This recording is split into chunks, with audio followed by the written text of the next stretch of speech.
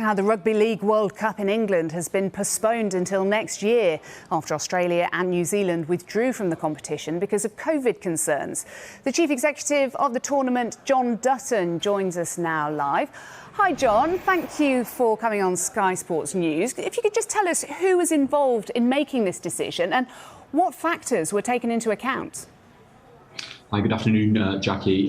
Yes, it's a very disappointing moment for the tournament and for Rugby League in general. The stakeholders, UK government, our board, the International Rugby League Federation, what became clear over the past few days is that we couldn't carry on. As you say, the withdrawal by Australia, New Zealand and the subsequent consequences. So we've taken a difficult decision, but a responsible decision, and we very much look forward to next year. Yeah, it must have been a very difficult decision, leaving it until, I guess, as late as you could do. You've been working so hard over the last week or so since that decision by Australia and New Zealand to pull out. You've been trying to resolve the issue. Can you just talk us through that process? Yeah, we've actually been working hard for 5.5 years to get to this point, Jackie. That's what makes it even more disappointing. The withdrawals of Australia and New Zealand, we were surprised. We have been working with them for many months. We appreciate they have many challenging circumstances in Australia, and we've mitigated many of the different conditions. Fundamentally for us, this was about player choice, hearing from the players. And as administrators, we don't have any right to take away the hopes and dreams of players in playing in a World Cup, and that was the balance for us when it became unfeasible to continue. We've been forced into making this decision. Well, you said in your statement that it's going to take quite some time for the sport to recover from this. What exactly did you mean by that?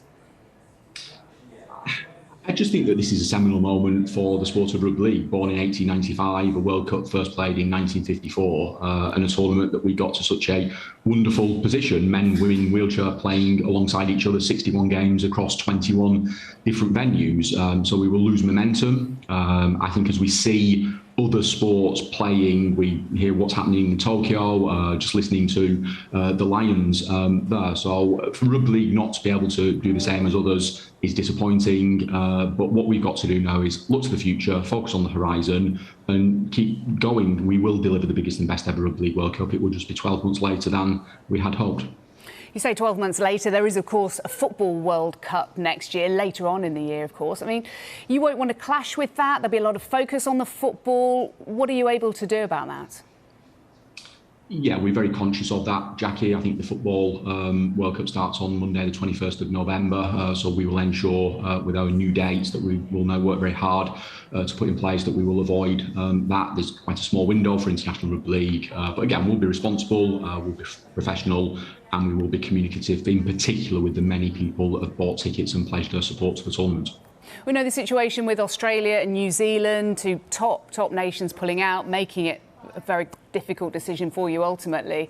But of course there's no guarantees with this pandemic that it will have disappeared in a year's time or made it so much more manageable to be able to have the likes of Australia and New Zealand freely travelling over here and making it to their satisfaction that they feel comfortable coming.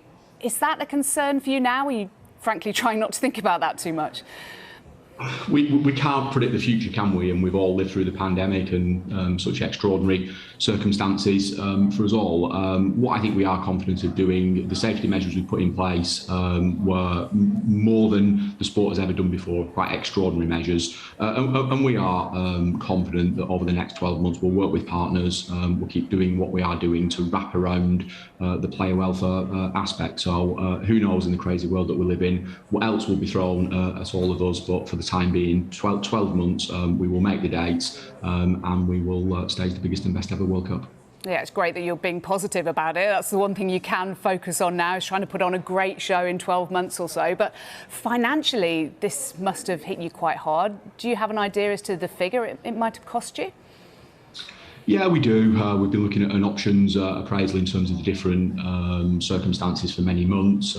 We have terrific stakeholders, partners, and we've actually performed really well commercially, far in advance of our expectations. There was a significant cost to staging this year, charter flights, private managed quarantine, etc. We would hope and assume that that isn't there, so the cost of carrying on for 12 months will probably balance it out. It means we have to keep working hard and we have to keep promoting the Rugby League World Cup, delivering our social impact programme, and as you say, be relentlessly positive.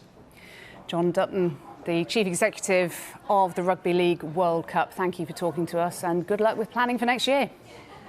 Thank you, Jackie.